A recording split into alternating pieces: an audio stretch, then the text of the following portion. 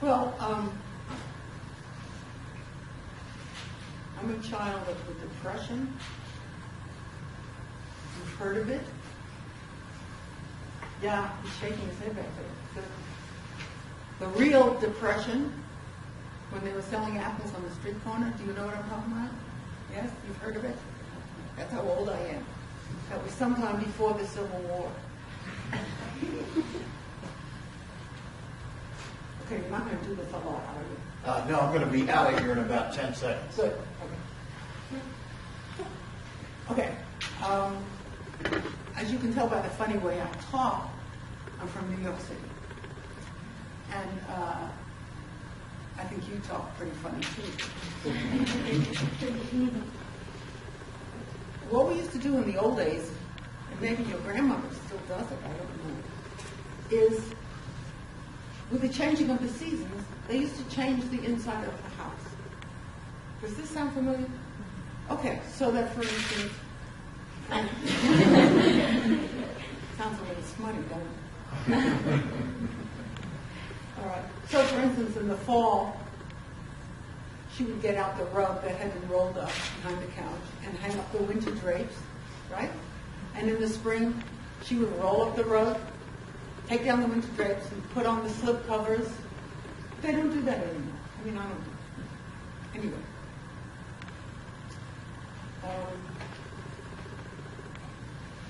In the middle of this poem is a section that has nothing to do with anything. I just liked it, so I stuck it in. Okay. I lived in New York City in a very small little apartment during the Depression. This is called Depression Glass. It must have been October, right after the annual hanging of the winter drapes and the ceremonial unrolling of the rug from its summer sleep behind the sofa. Gone were the slipcovers, leaving the upholstery stripped down to warm arms again, and the little living room transformed into a mother hug of all she labored for. The luxury of bastion and snug, the thick stability of thick pile, purchased with how many on her knees hours of scour and rag, the whir of the sewing machine at night, and all those stretched nickels. My sister would say this never happened. Or if it did, it wasn't this way. Or if it was, I never cried. Or if I did, how could I, so young, know what was to cry about?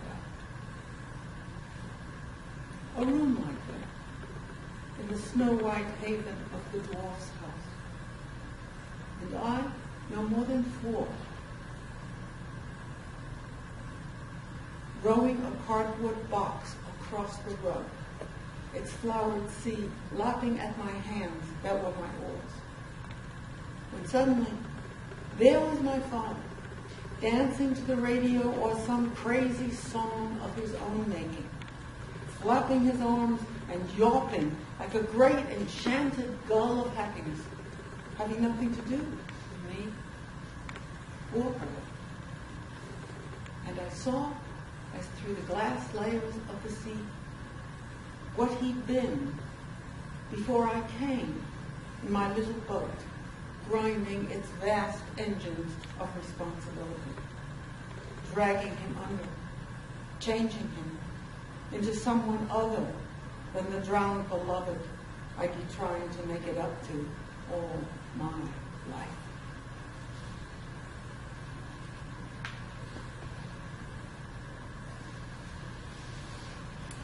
Well, let me tell you about my life. When I first got married the first time, we were married for 20 years and I had 3 kids, and then I got a divorce and he died. 48 years old, he died. He died on the dance floor. When we first got married, we used to go to the nightclubs in New York. See if some of you know these names. Raise your hand. Count Basie. Dinah Washington. Shame. Dizzy Gillespie. Oscar Peterson. Birdland. Embers East. All the great stars of jazz used to go. Dizzy Gillespie used to blow his horn and his cheeks used to puff out like this. Dinah Washington, she used to stand there in a pink dress with her big hands like. When we first got married, we lived in an apartment house in Brooklyn, and it was called the Dakota. Now, that's not the same one that John Lennon, you've heard of him? Well, sometimes I don't know. Was shot in front of. This is in Brooklyn. And it's very funny that it was called the Dakota because we had no idea where that was. We were New York City kids. A New York City kid thinks that when you cross the Hudson River, you fall off. You fall off the edge of the earth. I think maybe Anne was right. That's another problem. So that's what this is about. It's called Visiting the Territories. And I'm talking to him. Come, brush the clay from what's left of your good suit and lie down here with me. In the splinters of what you are, in the marrow's residue, surely there are traces of your bride. Don't be afraid. Make believe I'm asking you to dance. You always love to dance. Show them how it's done in Brooklyn, you'd say, whirling me out to the ends of your fingers, pulling me back. Now I'm pulling you back. Not to redraw the lines or rummage in the rag bag of our forever after, but because I need you. Come, our first apartment, a high-rise called the Dakota. Remember? A big joke for two New York City big shots like us who couldn't find the Dakotas on a map if we had to. Birdland, that we knew. Basie, Embers East, Oscar Peterson and Dinah undressing the blues in pink. Dizzy healing the world with his horn, holding the whole damn ball in his cheeks. Who'd not reconvene his dust to remember that? Come, apartment 4C, 5 and 10 cent store dishes, and all we own, a mattress, Scrabble, and a window fan, rattling its dark England.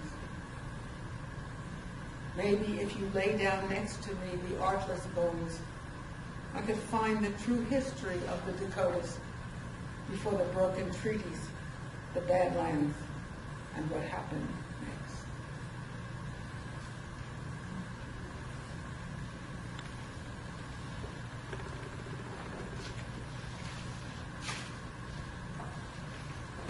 Well, I have 3 kids. And you don't know this yet, but I want to tell you. When you have children, especially if you're a woman, and you have children, there's a love affair that goes on between you and the child that only you remember. It's a love affair.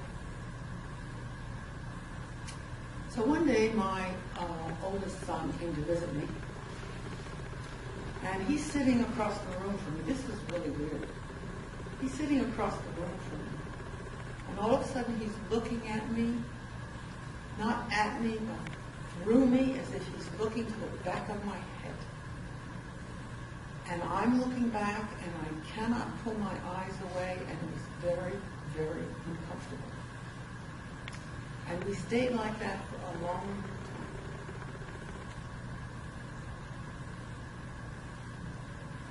So this poem, and the name of the book is called Vinculum, and vinculum means a connection. A connection. vinculum for Richard.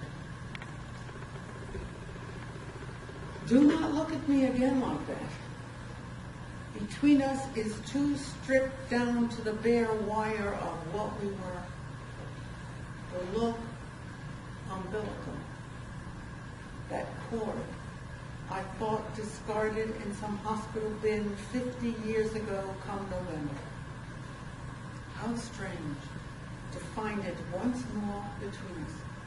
Still beating and so palpable we could cross over and enter into each other again, seeing our old selves through new first eyes.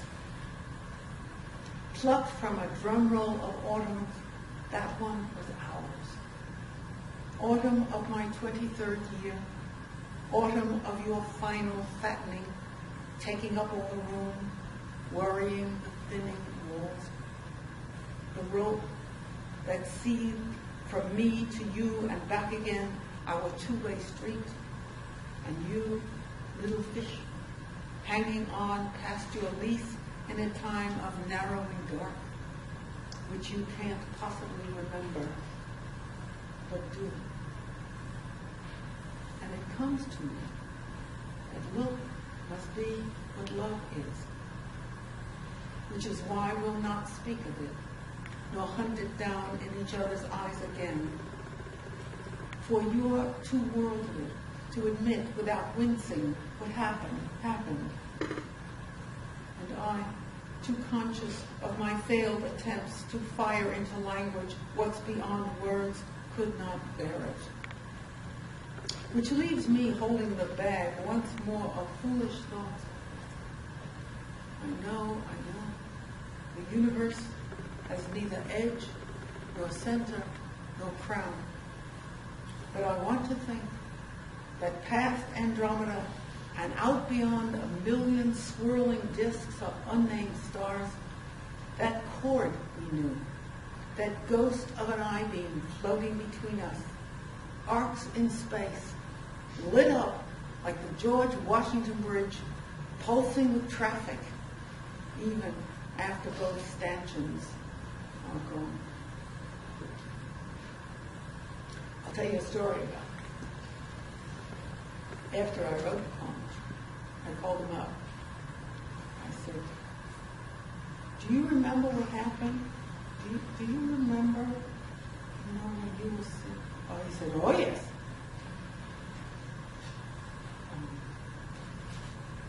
I said, what were you thinking of?